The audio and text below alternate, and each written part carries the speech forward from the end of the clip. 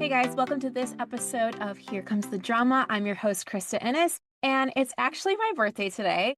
And so I wanted to do something special for this birthday episode, and that is share one of my all-time favorite Patreon episodes called The Mother of the Groom Files. You guys are always asking me to share more stories and more content, and this was a wild episode with a wild story. So I thought I would give back to you guys this week. But first, just a couple of fun announcements. We're going to start with a podcast review. This is from Monica Daniel. It says, I don't ever listen to podcasts, but when I saw your Facebook post that you started one, I had to start. Your skits are like crack. You want more and more and more. LOL. Thank you so much for the kind review. If you guys are loving the podcast, please help me out by leaving a review on iTunes, Spotify, wherever you listen. It just really helps the show get out to more people. Now, one more extra bonus for this week is, in case you missed it, my new book, Here Comes the Drama, is now officially an audiobook, and I'm so excited. I've talked about the process before, but I worked directly with Tantor Media, and I was able to listen to actual auditions from voice artists, and Shiloh James just had the amazing voice that I thought would fit so well with these characters, and so it's now officially out. There's also an exclusive author's note that I was able to record myself, and a little behind the scenes note at the very end. So as a little bonus to you guys, stick around at the very end of the episode, and I'm going to include a first look at the book. You're going to get chapter 1 directly to you. So you can enjoy that as a little bonus there. I don't know how many times I just said bonus. You guys, side note, August has just been a wild month already. I can hardly keep up. I can't believe it's already, by the time you guys listen to this, it'll be almost over. And I'm just like trying to catch up, I feel like. If anyone else is feeling that way, I'm right there with you. Anyways, I want to remind you guys that I'm doing a big YouTube giveaway. This is actually the last week to enter. You got a few more days left, actually. So for my birthday month, I did a YouTube giveaway. All you have to do is subscribe to my channel and then comment entered on my video. And we will link that in the show notes so you can easily find it at the bottom. We are doing a $75 Amazon gift card and a signed copy of my book for the grand prize winner. And then every single week, we've been picking winners for some smaller prizes as well. Just a way to say thank you for all you guys that listen and follow on YouTube. All right, so like I said, we are going to give you a special look at a Patreon episode. This was my all-time favorite one, The Mother of the Groom Files. This was a wild episode where I read, we do some hot takes, and I give you my takes on these Mother of a Groom situations that were sent to me. A Mother of the Groom 911 advice call. So someone sent me in something that happened to them and they're trying to deal with the situation. And then I read a couple of stories, and one is probably top 10 wildest Mother of the Groom stories I've ever read. So we're going to go ahead and play that whole episode for you, and I hope you guys enjoy it. And don't forget to stick around to the very end of the episode for the first chapter of Here Comes the Drama. Today, I've got 2 crazy ones, and of course, I've not read them. We got some good ones for you, but I'll react along with you. So let's get started. Let's go right into the hot takes. All right. The mother of the groom should have a special role, but it doesn't need to mirror the mother of the brides. This is going to depend on your relationship with each of them. I mean, I do think in all the weddings I've been a part of, I should say most of them, they had a unique role, but a lot of times both moms were there doing everything together or just being a part of the bride getting ready, right? So of course you're going to have your special moment with your own mom versus your partner's mom. But I really feel like they have similar roles because it's both their kids' weddings. I'm very anti, it's the bride and groom's day or the bride and bride's day, the groom and groom's day. It's the couple's day, right? So I feel like it's really important that depending on your relationship, whoever wants to be involved is involved the same way. We're not leaving anybody out. Of course, that's, again, depending on how your relationship is. Okay, number 2, it's okay if the mother of the groom doesn't help with the planning. Support doesn't always mean involvement. 100%. I think sometimes I see stories where the bride gets so mad at the mother of the groom for not being involved, but they don't have to be, and that's not necessarily their wheelhouse. There was one I read not that long ago where the bride was mad because she gave a task to the mother of the groom, and it was basically to book the Airbnb for their wedding event, and it was going to be hosted in the backyard or something. And she kept saying like, oh, she was taking so long to do it. And by the time it was getting closer and closer, all the ones that I had really liked were booked. And I was like, if I were the bride, I would never just put that in the hands of someone else. And I don't blame the mother of the groom for that because she might have never had this kind of responsibility before. She might not be into planning, and then this was just kind of put on her lap. Maybe she's never booked an Airbnb. So when it comes to things like that, I don't think it's up to the mother of the groom to want to be involved. She can support you guys in other ways, and I think that's perfectly okay. Number three, mother-in-laws giving input on the guest list should only happen early, not the month before invitations go out. So they could give input or tips anytime, I'm sure, again, depending on your relationship. But yeah, we are not asking for like guest list a month before. That's just too much. There was another mother-in-law story where they asked her way in advance to send a guest list and she kept refusing because she didn't like that they were only going to invite 100 people. So she kept pushing back and saying like, no, I'm not sending you a list. I'm not sending you a list. Then they went the extra mile and were looking in her address book to get her friends' addresses to send an invite. And I'm just like, if it's going to be that difficult, why even try? Yes, I think everybody, if you're going to have your parents' friends be invited, reach out to them early enough, give them a deadline, and be very clear. Okay, I'm going to do a couple more. We got a long story for you guys, and I don't want it to be like a 2-hour episode. I'm sure you guys wouldn't complain, but okay. A neutral colored dress is totally fine as long as it's cleared with the couple first. It's so hard because some of these things are going to be really individual. Some people might be like, no, absolutely not. For me personally, I think neutral is totally fine. What's wrong with neutral colored?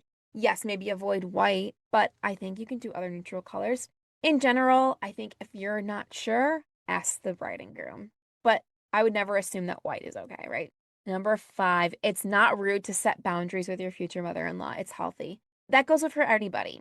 Even people that you have a great relationship with, boundaries are so good. And I think so many times we think boundaries are a way of like shutting people out or being mean, especially if you're a people pleaser. But it's not. Like boundaries can be like, I turn my phone off at 7 p.m. and I spend time with just my family right here. I don't answer the phone, even for my best friend, my boss, whoever it is. And I think that's so important because so many times, like, we think we can be at everyone's beck and call and that we're going to be mean if we say no or don't answer. But no, you got to have boundaries. Okay, last one. The best thing a mother of the groom can ask is, how can I support you instead of assuming what's helpful? Yeah, I think that's great. If you are in a wedding, if you are a mother of the groom, if you are the mother of the bride, if you're a father, like whatever your relationship is to them, how can I support you is a great way instead of just jumping in and saying, I'm taking this task from you because nobody likes that. Okay, next section, we're going to do some confessions. I have a couple of confessions here that people sent me. And then the last one's going to be more of like a 911. What do I do in this situation? Okay, first one, mother-in-law told my son she could help him come up with an escape plan.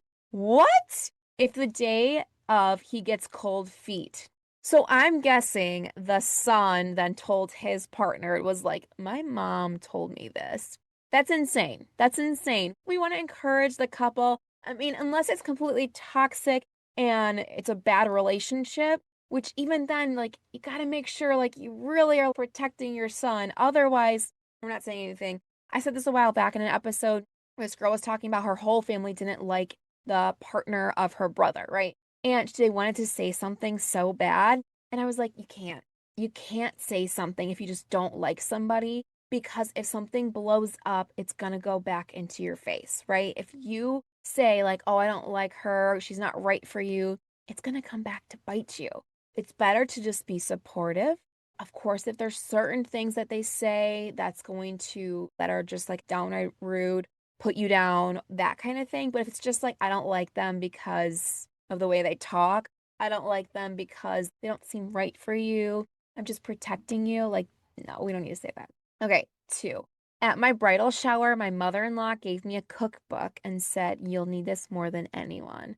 No, okay, as someone that I am very insecure with my cooking, I enjoy doing it when there's no pressure. I like cooking for my family, but I feel like I'm surrounded by so many cooks that are like really good at what they do that I'm just like, I just second guess everything. That'd be a little insulting. My husband and I buy cookbooks all the time because we like trying new recipes and stuff. But to specifically say to someone, because you need this more than anybody, we call that a backhanded compliment. Actually, that's not even a compliment. That's just backhanded. Okay.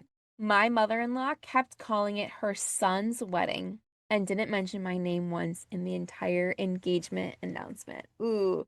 Okay. I catch myself when I'm like talking about someone's story or reading someone's story. I'll say like bride this, and I'm like, no, I need to stop doing that. The couple's day, the couple's wedding. It's so ingrained in us to talk a certain way, right? But I feel like society says like it's the bride's day. So when you say it's like your son's day and you're leaving out his partner, that's intentional, right? Yeah, that's pretty hard. I had someone on my podcast, Janelle Rydell was on my podcast a couple weeks back, and well, by the time this comes out, it'll be probably like 2 months back, but she had a very similar story sent to her where there was a birth announcement. So this woman was saying her and her partner, her and her husband decided they did not want their baby's face put anywhere, like on social media or anything like that. They made this very clear to the parents. They go to the parents' house to go visit them when the baby was like newborn. And sitting right on the table, there was a newspaper clipping where they had a birth announcement. The grandparents put in a birth announcement in the newspaper. Not once did they mention the daughter-in-law's name. It was just proud grandparents of, said the baby's name, and then said their son's name. That was it. So that is intentional. You are purposely leaving someone out when it took two people to make that baby. So I don't know. That's making a statement for sure. Okay, here is the 911 confession. She's kind of more of like asking for help, right? Okay. My mother-in-law just told me she bought a white dress to wear to our wedding because it's the only color she looks good in. Okay. I've gotten similar ones before. Okay. I told her I wasn't comfortable with that. And she said I was being territorial and should be honored that she's making an effort at all. My fiance is trying to stay neutral. The wedding is in 3 weeks. What do I do? Okay. First things first. I'm only talking about this general situation right here because I don't want people coming back and being like, oh my gosh, I can't believe you care about people wearing white at your wedding. I wouldn't care. Again, it depends on the relationship because if you already have a rocky relationship and someone's like, I'm wearing white to your wedding, I'm getting a full gown. Again, back to the intentional. It's intentional and they want you to feel a certain way, right? So my guess is if she says, oh, I only look good in white, so I'm wearing a white dress to your wedding, it's because there's already some kind of rift there, right? First things first, the fiance staying neutral is not okay. He needs to make a choice of who he's backing up. And if he's choosing to marry you, he should be backing you up, right? He needs to be the one to communicate to his mother that this is not appropriate or okay. Now, again, I'm speaking for this couple because she has made it clear she is not okay with it. If you're okay with white at your wedding, this is not relating to you, right? So he needs to be the one to communicate to his mom, hey, Sophie, whatever her name is, has said she's not okay with it. And I would actually rather her be the only one in white as well. And really make it more what he thinks and be that bridge, right? Because if he's trying to stay neutral, it's going to make them bash even more, right? Because they're both going to try to get him on their side. So he needs to make a clear standing point. The wedding is only in 3 weeks, so she's going to try to like push back and say like, oh, well, there's no time to get a new dress. Oh, I can't. It's the only dress I have. There's time. There's time. You've made it very clear that you're not comfortable with it. So all you can do is communicate, and you need to let your partner know that he needs to communicate to her. That being said, if she still chooses to show up that day in a white dress, you can. There's different things you can do. Talk to your vendors ahead of time, maybe your photographer, and say like, hey, my mother-in-law has told me she's gonna wear a white dress. What do we do? They might be able to situate her. I mean, it's hard because she's the mom, so she's gonna be in the front pictures. They might be able to like move her so someone's like standing in front of her. I know this happened in one of the stories sent to me. She said the photographer worked with her and like it was like an aunt though. And they put someone directly in front of her so you couldn't really tell. And then you have to decide how important it is to you. And it's hard. If this is where you're like, you know what? We've dealt with so much with her already. This is it for me. I'm done. I'm done dealing with it. Then you have to make that decision and tell your partner and try to get him on the same page. If this is one little blip in the day and there's been no other issues, just let it go. Everyone's going to know you're the bride and everyone's going to look at her and be like, that's ridiculous. So You kind of have to decide, make a decision on your own and with your partner to be like, how big of a deal do we want to make this? Not saying you're the one making a big deal, but like, do you want to escalate it or just drop it? Okay. So, you guys listening at home, what would you do? Let her wear it. And again, she would outshine nobody, right? Would you ban her from photos? Would you ask the photographer to grayscale her dress or like move her somehow? Or politely ask her to sit the wedding out? These are like four different, completely different things. Me, if I were in her situation where you already communicated it and it was an issue, I think I would just let her wear it, not outshine anybody, and then I would probably be like, okay, photographer, what can we do here? And then I would just like not worry about it. But again, I'm not in that situation. It's very hard when you already have like a bad relationship, right? Okay, here we go. Let me get a drink of my energy drink here just to warm up my vocals because I'm telling you guys, these allergies are just like making my throat scratchy. Okay, here we go. Mother of the Groom Confessions. These are stories from the vault. So someone sent me these stories. Okay, it's finally my turn to share. My husband and I had a set wedding date that was really meaningful to us, and it also worked well with one of our closest friends' work schedules. His mom had found a venue she thought would be perfect, but it wasn't available on the date we'd chosen. She asked me what I thought about it and if we'd consider switching dates. I told her it was a beautiful venue, but I wanted to keep looking. We really wanted that specific date, and I was also considering something outdoors. Then I went to work. When I got home, my husband was buzzing with excitement, saying how thrilled he was that we had a venue and locked in our date. What? I was totally confused. Turns out my mother-in-law had gone ahead and booked the venue anyway without waiting for our answer, just assuming she knew best. You are kidding me. Okay, I take back everything I said about reading crazy stories. This is the craziest Mother of the Groom story I've ever read. Why would you take that into your own hands? And then I'm also wondering, I know that's probably going to come up, but I'm also wondering why the fiance heard it from his mom and was like, okay, this is awesome. This is cool. Wouldn't he go to his like fiance first and be like, hey, this is weird. Did you talk to my mom? But he's like excited for it. Come on. Hey, drama lovers, big news. My book, Here Comes the Drama, A Ferris and Sloan Story, is officially out now. If you've been following their wild wedding saga online, this is the full story, packed with messy twists, sharp banter, family chaos, and all the heart you've come to love. And judging by your messages and posts, you're loving it too. Huge thanks to everyone who's already grabbed a copy early and shared it on social media. Your support means everything. If you haven't read it yet, now is the time. Head to KristaEnnis.com/book or click the link in the show notes. It's available in both print and ebook. Grab your copy before the spoilers start showing up in the comment sections because trust me, you'll want to experience every jaw-dropping moment for yourself.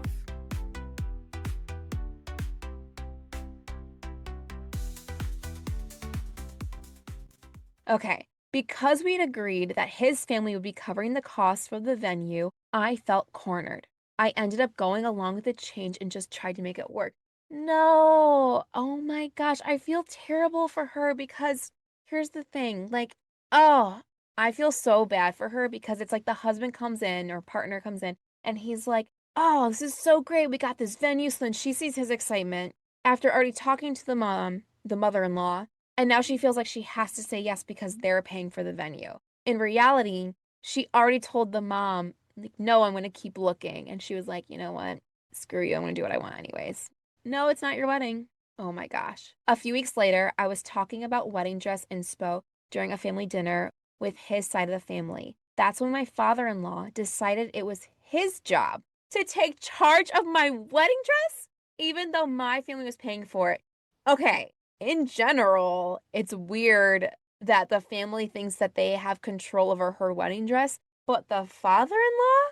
I wouldn't trust my own father to pick out my wedding dress. I wouldn't trust my husband to pick out my wedding dress. And he's got great style, but so it's nothing against that. It's just that's such a personal thing. Oh my gosh. He insisted I buy it on Amazon to save money. But I had no problem spending $900 plus on my husband's suit. That seems like a lot of money. We spent, gosh, I think under $300 for my husband's suit.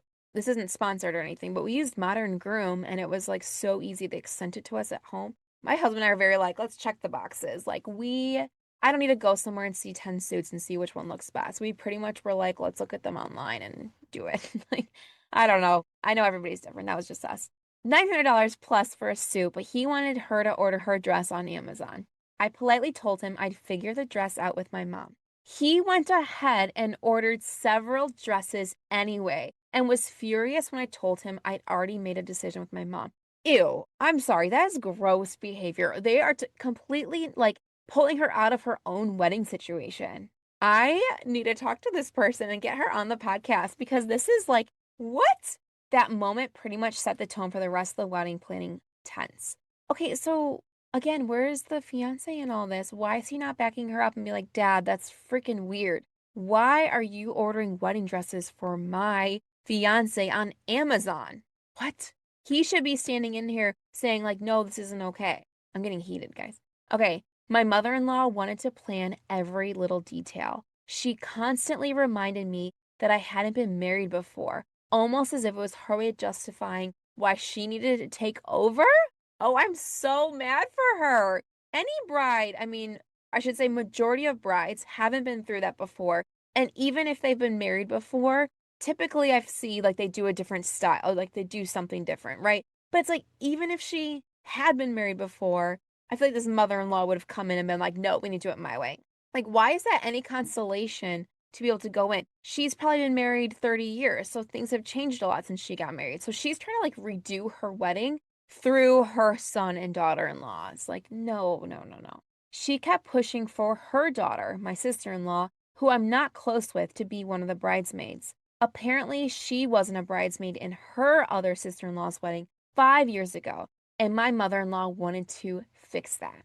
Oh my gosh, this family. I explained kindly that I had a specific vision and that anyone who wanted to wear a specific color to the wedding was welcome to wear dark green, but it wasn't required. Later, I got a message from my sister-in-law double-checking the color she'd been told by my mother-in-law, and it was the exact color of my bridesmaids' dresses. Why am I not surprised? Oh my gosh. I talked to her directly. She was super understanding, and from then on, she came to me to confirm details. Oh my gosh. This mom was just like, no, it's my wedding now. I'm going to do what I want. But the craziest thing, it happened a couple months before the wedding when we were sending out invites. I had a few friends come over to help address envelopes and had previously asked my mother-in-law for all of her addresses. The day of, she told me to just drop off the invites and send them out herself. No, I'm calling it now. I don't know what's going to happen. Do not do that. Do not do that. Someone that's already ignoring your every wish, your every vision for the wedding is not going to follow through with that simple task. No, okay, I don't like the next sentence. I was rushing to work, so I dropped them off and said I'd come pick up whatever was left later. No. But why do we need the mother-in-law to send them out herself if they're already labeled and everything? Ugh, biggest mistake, she says. After she mailed the invitations, she casually mentioned, we might need to do a reprint. I was confused. I had like 59 extras. Why would we need more? Later that week, while checking over the shared guest list spreadsheet, which I finalized 8 months ago and shared with both sets of parents and my husband, I found the issue. She sent out over 100 extra invitations about a month and a half before the wedding. My planner self is getting so bent out of shape right now. This is not, oh my gosh. We need like a mean bridesmaid for every one of these nice brides because this is not okay. And again, where is the husband? Where is the fiance? Also, you don't need to share your guest list with everyone. I had no reason to be like protective of my stuff, but like I don't need to send my guest list to every single person. So just my husband and I had it. Like, why does everyone need to see every single person? We reached out to all the parents and they sent us their list and I took care of everything else. Again, if someone's already showing you not to trust them, don't trust them with a new and important task. Okay, she says, my family was providing the food, so I was beyond frustrated. I had always said they could invite as many people as they wanted, but it needed to be finalized months in advance. I asked my husband if he recognized the names. He didn't. Or they were distant cousins that he specifically said he didn't want there. And the worst part, because the invites were already sent, I had no way to contact these people and uninvite them. I'm exhausted. I am exhausted for this bride. I cannot believe that this happened. I'm so sorry. A couple more things that happened behind my back, too. She tried to gather baby photos of me, even though I specifically said I did not want a slideshow or a wedding video. She tried to invite her own guest list to a bridal shower that was being hosted by my aunt. Why am I not surprised? If she did 100 extra people to the wedding, I didn't know what happened with this. Okay, let's see. Then came the wedding day. People showed up late. Two of my husband's groomsmen arrived an hour and a half after they were supposed to, and 30 minutes after the ceremony was scheduled to start. What? Oh my gosh, people need to be reminded 100 times. Some people need to be reminded 100 times. Luckily, we have no one late for our wedding, but I hear it happen all the time. We asked everyone to arrive an hour early for photos. Even my in-laws showed up 30 minutes late, adding to the chaos. Luckily, once the ceremony started, everything turned out beautifully, but the lead up, absolute hell. I need to know how this ended. I need to reach out to her and ask her what the heck happened after this. What is going on here? Because this is literally insane. The fact that 100 extra people were invited, I need to know, like, did you need a bigger venue, a bigger room? How much was the cost? Like, it was probably one of those where she's like, the mother-in-law was like, we're paying for it. So if I want to invite more people, I can. It's my party now. And that's where I'm like, don't accept money from people. They're going to hold strings over your head and dangle it like a carrot, right? If people want to help as a gift and you respect them and they respect you, then yes, let's do it. If they want to help, that's great. If you already have a weird relationship, if they're trying to control things, no, we're not going to ask for that. We're not going to accept the help. Again, where's the fiance? Where's the fiance in all of this? And why is he just on the back burner or behind the scenes when his mom's taking the lead? Your wedding was hijacked. They took it from you. And I feel like those are the kind of weddings where people are most unhappy when they look back. I'm glad she's able to say, you know what, everything turned out beautifully. Maybe it's just me, but I wouldn't be so like cheerful about that. I'd be like, you know what? This was my time to do my thing and it was taken from me. So I don't know. Oh my gosh, I feel like my blood pressure is up from that story. All right, I got one more short one, short-ish. So let's get into it. All right, we almost canceled the wedding. Everyone in our families was horrible to us. My mom made a huge deal about my dad coming with his wife. They've been married for 10 years. My mother-in-law was against the whole thing because, in her view, you're supposed to date for exactly 5 years first and already have bought a house. Oh my gosh, where do people come up with these things? Some people get married after 6 months. Some people get married after 6 years. Some people get married for 20 years. Some people already have kids first. Like, why does it matter to you? If two people decide together, hey, let's get married, just let them. Oh my gosh. I can't imagine being so, like, stuck in my ways. We were 33 and 36, and we didn't see the need to wait. She didn't approve of my red, inexpensive wedding shoes or my pre-ordered dress from AliExpress. She didn't like that my venue only held 100 people, that we invited only close friends and immediate family, and that her cousins weren't invited, that we didn't have a formal dinner, and that we skipped a dance floor altogether. What that sounds like to me is that it's just two people that were ready to get married and knew exactly what they wanted. And I think that's amazing. All weddings don't have to be the same. All weddings don't have to have a dance floor or an open bar or a formal dinner. Do what makes sense for you. If you just want to party and have some cake, invite your favorite people, more power to you. I don't get why people get so like uptight about it. We hosted a 5-hour gathering with an open bar and buffet full of food. What more could you ask for? You got a full buffet of food and you got an open bar. I mean, that would make me happy. You don't really need much else, right? She even hated that my husband made my wedding bouquet himself. He crafted it as the final gift. I think that's amazing. Wow. I received before walking down the aisle. He made it as a gift I received before walking down the aisle. One of his close friends handed it to me right before I entered. I love that. I've never heard that before. I actually laughed the whole way down the aisle because my mom didn't make it to the church on time. Where is this poor girl's family? My mother-in-law shushed me for laughing. She had already screamed at my husband the night before. My mom wasn't at the church because she wasn't ready. Oh my gosh. I had gone to her house to have my makeup and hair done, but I was left alone while she and my younger sister disappeared to another part of the house to get themselves ready. My older sister stayed with me for a bit, even though she was pregnant with twins. She eventually left for the church. Oh my gosh. I just don't understand how people just can't be there for someone else and let them shine on their day. It's so disappointing to hear these stories where they're like, yeah, I was alone, or my mom didn't come, or my maid of honor was late, or the groomsmen never showed up. It's like, come on, it's not that hard. Be on time or be where you need to be for people that you really care about. It was so sad that even the photographer left quietly without saying anything. I was ready to go, but my mom still wasn't. And she told me to wait because she needed more time. I said, not my problem, and left. She arrived 15 minutes later.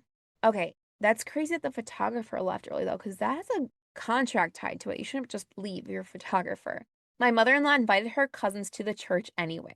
One of my husband's female cousins wore a white dress. Another white dress debacle. I went out to the terrace with one of my best friends for a cigarette, and one of my husband's other cousins followed me to see what I was doing and didn't leave until I did. Weird. Later, one of my husband's brothers told me that now I was a part of the family. He hated me and then punched my sister's husband in the face? What? Okay, this is weird. So there's family drama. And with all of that, I was still so happy. I honestly didn't care, but I cut them all off after that. I don't know how people move forward after these crazy events take place. I could not stand to be like at a holiday with someone that treated my family like that. Sounds like she cut them off, but like that's hard because it's your husband's family. And if you have kids together or if you move or all these other big life events, like where's the family now? So that's terrible. I'm props to you for having good boundaries and all that, but gosh, both these stories are wild. Wild, wild. You guys know we have a lot of mother-in-law stories, and again, not all mothers, but these stories right here were sent by two different couples. We get a lot of them just because I think a lot of brides follow me, but I do my best to go through different quote unquote problem people, right? So we just get a lot of mother of the groom stories, but I promise you there are crazy stories about every member I've seen. Oh my gosh, I think I need my blood pressure checked. That first story was wild, you guys. Oh my gosh. Okay. Well, that was a wild ride. All right, guys, I hope you enjoyed that special look at a Patreon episode. At full disclosure, we are currently paused on Patreon right now. So if you're looking to sign up, don't, because it won't be there. To be completely transparent, I just don't have the bandwidth right now. So I just didn't feel like it was right for me to keep creating content over there when I just didn't feel like I could give all of myself to it. So I'm putting more into the skits, more into my book, and then more into, of course, these podcast episodes here. So I hope you guys enjoyed it. Again, that was such a fun episode for me to put together, and I'm glad more of you guys can listen to it. Now, as promised, here's the first chapter of my audiobook, Here Comes the Drama. Enjoy. Part 1. Chapter 1. Kate can't believe her ears. She picks up her glass of wine, throws back what's left, then stands up and storms out of the living room with a loud huff. Her daughter Jenny watches her leave in pure confusion, then glances at everyone else before quickly jumping off the couch to follow her. "Mom, are you okay?" she yells after her, hurrying closer. She notices a drop of red wine has stained her mom's white blouse. "Ugh, I just know she's doing this to get my son away from me." Kate charges into the next room looking unsteady, like she's about to burst. "What are you talking about?" Jenny quickly interjects.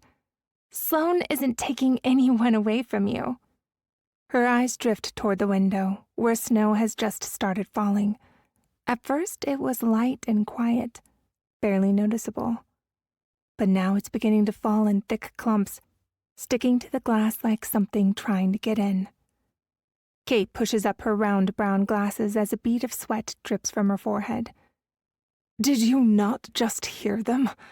They come waltzing in here on Thanksgiving to tell us they're not going to be here on Christmas." Her voice trembles with a mix of hurt and disbelief. For a moment, she questions whether or not she's overreacting. But the thought vanishes as quickly as it came. Her stance is firm now. There's no going back. Jenny looks at her mother, dumbfounded.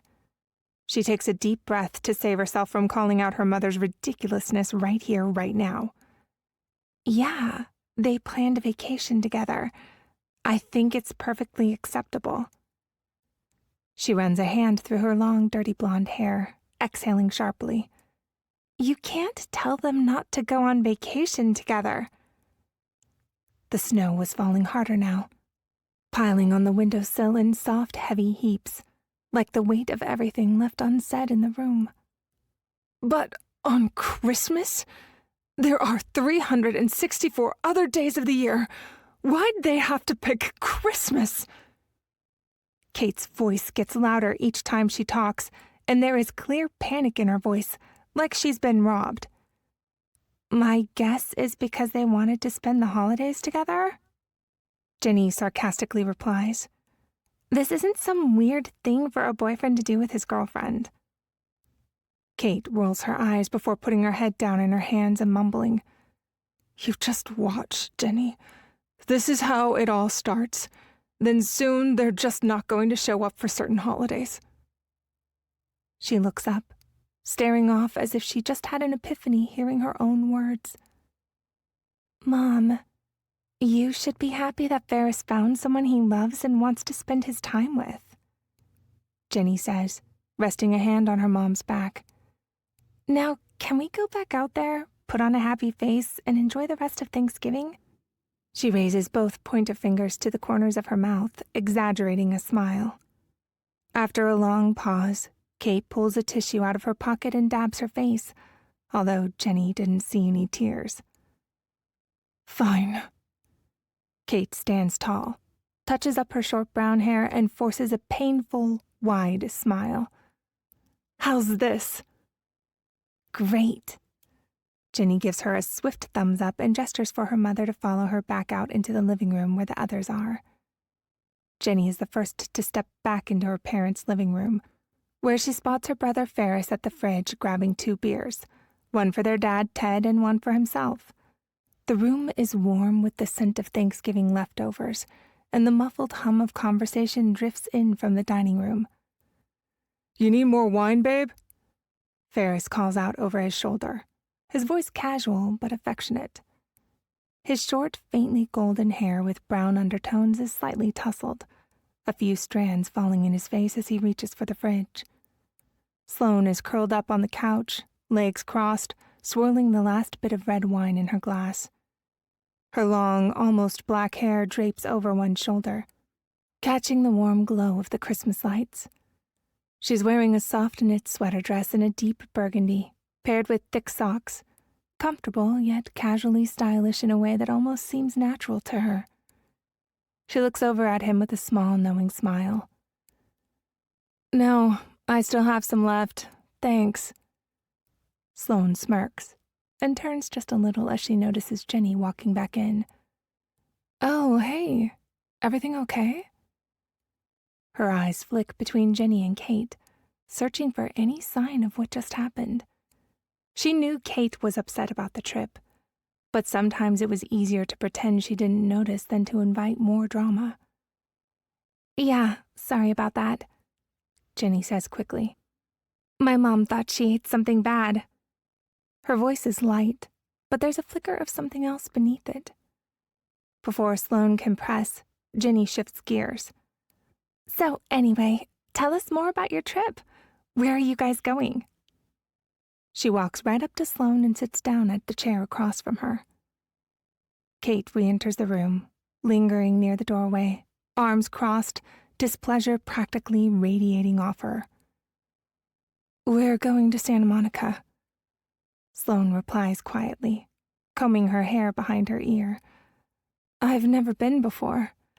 Ferris knows I hate the snow, so he planned for a warm vacation to get us out of here. It was all his idea, so he'll have more of the details. She looks over at Ferris, now seated next to her on the couch. Ferris hands a beer to his dad, then takes a sip of his own and leans back. Yeah, I mean, I don't have too much planned yet, but I thought we'd escape the dreaded Milwaukee winter and soak up some sun for once. He nods toward the window, where thick clumps of snow swirl in the wind, before reaching over and gently taking Sloan's hand.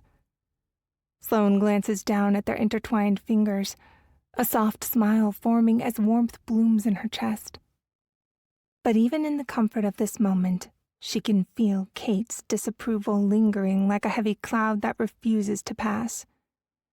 That sounds amazing. Jenny jumps in quickly. What do you think, Mom? Doesn't that sound fun? Her voice is too chipper, eyes flicking toward Kate with the hope that a simple question might smooth over the crack in the room. Ted shifts slightly in his chair, his gaze fixed on his wife. He raises his eyebrows just enough to signal, go easy, try to be happy. But it's clear he's bracing himself. After almost 30 years of marriage, he knows her moods, her tells. He knows exactly where this could be headed. When Kate answers, "Yeah, it sounds great." With a snap of sarcasm, Ted exhales, just barely. For a split second, it seems like that might be the end of it. But then he catches the sudden shift in her expression. She gasps. His shoulders stiffen. Here it comes. "Maybe we should all go." Her somber mood instantly flips to excitement, making her way to the front of the room. Sloan tenses. Every instinct screams at her to shut the idea down, but she hesitates. It's not her place. Kate has always been dismissive of her. Why would this moment be any different? "Funny, Mom." Ferris cuts in, forcing a chuckle, but there's an edge of unease in his voice. "No, I'm serious. Wouldn't it be great?" Kate stands as if she's launching into a full-blown presentation. She turns to her husband, eyes bright with enthusiasm. "Ted, shouldn't we go?" Ted takes a deep breath. "Kate, we can go to Santa Monica any other time. I don't think we need to hijack our son's vacation with his girlfriend." He runs a hand across his forehead as if trying to smooth out the wrinkles he's certain are forming. "Oh, come on. It'll be so much fun to spend Christmas together in California." Kate is starting to act like this is the best idea she's ever had. She turns back towards Ferris, gesturing to the Christmas tree already up in the living room, decorated with ornaments with brief reminders of their childhood. "You know how much Christmas means to me." Ferris opens his mouth like he's about to say something, when a defeated look appears on his face, and he stops. He knows his mom. She doesn't take hearing no very well, and it would turn into a huge ordeal if he tries to push back now. He tries to figure out a way to get her to back off a bit, and decides to change the subject, leaning forward and peeking around Sloan to catch his dad's eye. "Wow, Dad, I am so full. That turkey you made was fantastic. Way better than last year's." Ted beams, about to respond, when Kate jumps in. "It was. You really know how to make the holidays special around here. All of you." Her smile is a little too bright as she claps her hands together. "Now, who wants dessert?" she asks, already pivoting toward the kitchen. "That sounds great. I'll help you," Jenny says, as she shakes her head behind her mom in disappointment. As Kate and Jenny disappear into the kitchen, Ted leans in, lowering his voice for only Ferris and Sloan to hear. "Hey," he says, offering a warm smile. "I think the trip sounds perfect. You two deserve it." He pauses, his eyes flicking toward the kitchen. "And you know how your mother is. She just needs a minute to adjust. Don't let it ruin your plans." Ferris puts his arm around Sloan, gently pulling her closer. There was no doubt in his mind. Sloan didn't want his mom on their couple's vacation, and he wasn't going to let it happen. It wasn't unusual for his mom to try to control new situations. In the past, he might have let it slide. But not this time. Sloan was different. She was his person. She was articulate, compassionate, and beautiful. But not in a way that begged for attention. More like the kind of beauty that you noticed slowly, then couldn't unsee. Ferris used to tell his mom everything. Back when he was a kid, it had felt natural, easy even. She always knew what to say, always had a plan. But then he remembered the summer after 7th grade. He had been obsessed with skateboarding, saving up every dollar from mowing lawns to buy his first board. He and his best friend Ben would spend hours practicing tricks, wiping out on the pavement, laughing at their bruises, until Kate decided it was dangerous. "He's a bad influence," she had told him one night, arms crossed, lips pressed into a thin line. "Always pushing you to do reckless things. You'll break an arm, Ferris. And what about school? You need to focus." He had argued. Of course he had. But then came the nagging, the disappointed sighs, the gentle but firm reminders of all the things she had done for him. "I'm only trying to protect you." And so he quit. He told Ben he was too busy and that his mom needed his help around the house. It wasn't true, but it was easier than fighting about it or living with guilt. Now, years later, Ferris knew better. He saw the pattern, the way she packaged control as concern. It wasn't just about skateboarding or friends or even his career. It was everything, every choice, every step he took. Which is why he barely told her anything anymore. They enjoyed their dessert together, moving past the idea of them all going to Santa Monica for Christmas. Ferris did his best to get his mom talking about her new book club with the neighbor ladies. After dessert, he and Sloan start inching their way to the door, getting on their shoes and coats so they can head home. "Oh, leaving so soon?" Kate's voice carries a hint of surprise, though it's clear she's more focused on keeping them there than acknowledging how difficult she could be. Sloan turns and smiles at Kate, trying to keep things light. "Yeah, it's getting late. I'm hoping to call my mom on the way home since we didn't get to see her this year for Thanksgiving." Kate ignores Sloan's comment and turns towards Ferris. "Well, bye, guys. It was so great having you guys here for Thanksgiving, as you should be for all holidays." Kate accentuates the all to make sure they remember where she stands. Ferris forces a smile before placing his hand on Sloane's back as they turn to leave. "I'll meet you in the car in just a sec. I forgot to grab some pie to take home." "Oh, yeah, sure. Bye, Kate. Bye, Ted. Thanks again for having us. The food was delicious," Sloan says, wrapping her scarf around her neck as she steps out of the house. "Okay, so there's pumpkin and apple pie left. Which did you want?" "You know what? I'll go grab you some of each," Kate says as she hurries into the kitchen. I'll have some apple, but actually, I don't really need any pie," Ferris says, checking to make sure Sloan hasn't walked back into the house. He looks directly at his mom. "Can I talk to you for a second?" "Sure, of course. Look, I'm really excited for this vacation. I'm going to start planning tonight." Kate interrupts a little too quickly. Ted, easing his way back into the living room, props his legs up in the recliner. His eyes are tired, and it's clear he's had enough for the night. He knows exactly how his wife can be, so he shuts down, retreating into his own space. "No, Mom, you can't come," Ferris says, his tone firmer this time. "What do you mean? Why? Oh, wait, you're breaking up with Sloan, aren't you? I knew something was off tonight." "What? No, nothing was off with us tonight. I'd really like this trip to just be Sloan and me, so we can have some time alone." "Alone time?" Kate scoffs. "What do you need alone time for?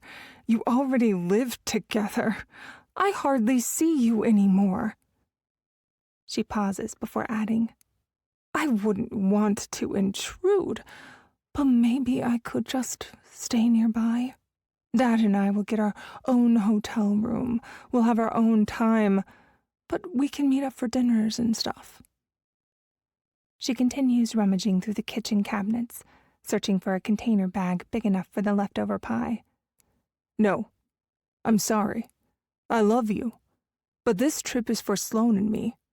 I need you to respect that," Ferris states. For a moment, Kate wonders if she's being too harsh, if maybe she's giving him a reason to pull away. But the thought is fleeting. She quickly reminds herself of everything she's done for him over the years. He still needs her. Well, what if something happens? I could help you plan it. It's already planned and paid for. Ferris exhales. But look, I need to tell you why it just needs to be the two of us. Okay. Kate stops what she's doing and stands there, wide-eyed, staring at her son. Actually, I kind of want to tell Dad too really quickly. Hey Dad, can you come in here? Ted hurries over from the other room to join them. So, really quick, I want to talk to you and Mom to let you know why I want to take Sloan on vacation, just the two of us. Oh man, I think I know where this is going, Ted says with a big smile on his face. Ferris looks over at his mom, who looks like she's just seen a ghost. I actually plan on surprising Sloan and proposing the first night we're there. The room goes silent, and Ferris looks at both of his parents for any kind of approval. Ted looks at Kate, waiting for her reaction. Proposing what? She responds slowly, her voice tinged with uncertainty as she tries to piece it all together. She knew exactly what he meant, but if he saw how confused she was, maybe he would take it as a sign that the timing wasn't right. Come on, Kate. Ted finally jumps in. Oh my gosh, Ferris. This is so exciting. He walks up and wraps his arms around his son, giving him a strong, reassuring pat on the back, the silent gesture filled with unspoken congratulations. Kate just stands there, staring at the two of them, vowing her naivety. Marriage, Mom. Ferris says as he loosens his dad's grip on him and turns. What else am I going to propose? What? But you hardly know her. Are you sure she's the right one for you? She starts shuffling around the kitchen, cleaning up items from dinner, forgetting about the pie completely. Ted is caught in the middle, looking around like he's praying for an out. I don't consider 2.5 years together hardly knowing each other. Yes, I know she's the right one for me. Ferris's voice is tight as he peers out the window behind him to make sure Sloan is okay in the car. His mom isn't backing down. But you're so young. Maybe just give it some more time. Ted can't hold his tongue anymore. I think what your mom is trying to say is congratulations. Right, Kate? He says, looking over at her, giving her every opportunity to change her tune. Congratulations? It hasn't even happened yet. He's just telling us his hypothetical plan. He still has to really think about it. She smiles. I don't think you realize how big of a decision this truly is, Ferris, she says condescendingly, putting her hand on the counter to reach out and touch his. Ferris pulls his hand back and moves away from the counter. Okay, well, I can see where this conversation is going. He takes a moment to take a breath and gather himself. Thank you, Dad, for the congratulations. Sloan's waiting in the car, so I gotta get going. But, thanks, I guess? He hurries past his parents and out the door before he realizes he forgot the pie.